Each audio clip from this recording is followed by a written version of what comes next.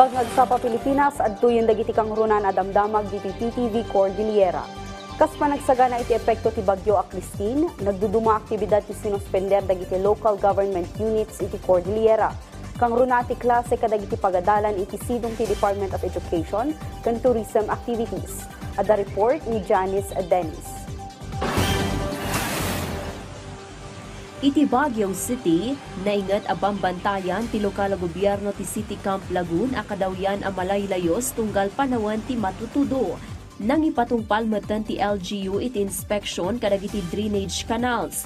Nagpalagipay ni Mayor Benjamin Magalong iti saan a panangiruwar dagiti residente iti basura da tapno maliklikan ti panakabarad dagiti kanal.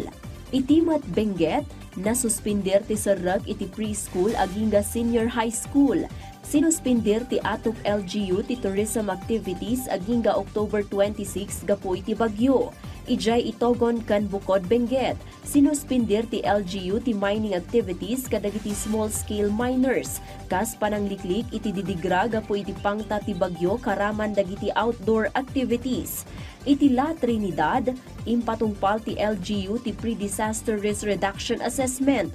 Ijay Kalinga, nakapreposisyon tinasruk 6,000 a food packs a maipaay kadagiti maapektaran iti Bagyo. Naka-standby mutlaang dagiti linemen ti Kalinga Electric Cooperative nga agresponde no adda dagiti lugar a mapukawan iti supply ti kuryente.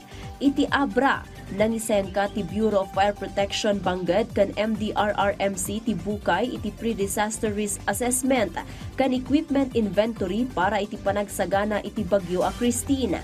Kastamat iti Mountain Province, nasuspender ti klase.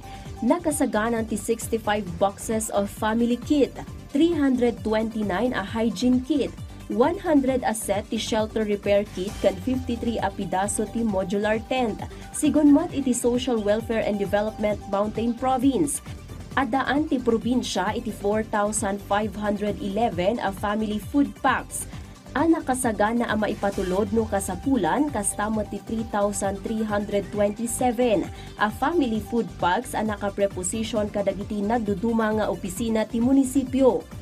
Nasuspindir mutlaang ti serrag ti klase ijay Apayaw na ipablaakmat dagiti munisipalidad a delikado iti landslide kan flooding.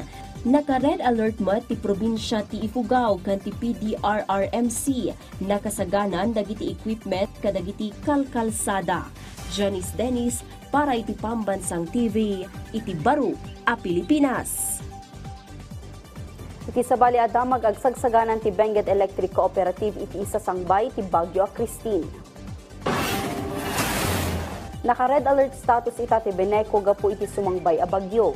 Sigun iti opisina nakasaganan dagiti linemen ken dagiti nagduduma a kagawaan da nga agresponde iti agbaling nga epekto ti Bagyo a Christine. Naka-standby ti 20 a lugan ken 5 a heavy maintenance ti opisina. Inyunay-unay ti Beneco a manamnama a makapasar iti power interruption ni bilang taadda na karo ti epekto ti Bagyo iti region. Naipanamnama ti panagbantay da tapno adagos a maisubli ti supply ti kuryente no mapasaran ti anyaman a power interruption. Papaalala lang po natin na meron din protocol din na pina-follow natin. Siyempre pag yung mga pangmalawakan ng mga damages, uunahin po ng ating mga linemen na iayos yung ating mga primary lines o kumbaga yung ating backbone lines. And then saka po isusunod yung mga laterals.